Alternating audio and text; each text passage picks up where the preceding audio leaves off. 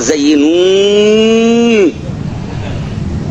anfusakum bil masyiyah, zayyinu hiasi diri mana ku baset bangun dek salah baik dek syariat ke ai henteu ai salah mah tapi ja biasa baik aya disumput ke berarti ketika dahar biasa baik tapi lamun sorangan teu jangan lamun sorangan tuh eta beda.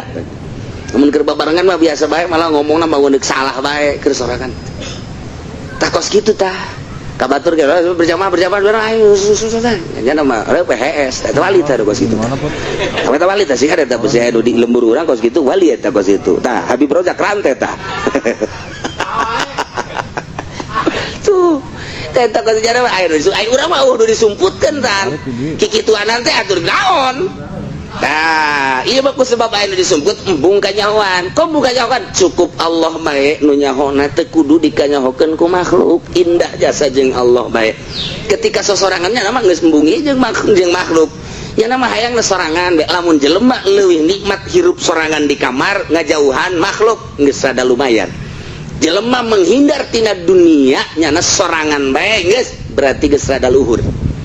Kamari ge aya kiai sorangan bae ke Riyadhah. Aya ka dieu pan ditanya, "Ieu maksudna Riyadhah bae?" "Oh, kiai, maksudna hayang loba tamu." Ya. Kudu dirantai mah anak buah Habib Rozak ka jeung kumaha ge. Guguru hikmat teh jadi. Kos kieu. Riyadhah teh napaan makhluk, napaan dunia, nyanana deuk jeung Allah bae riweuh jeung makhluk jeung dunia mah.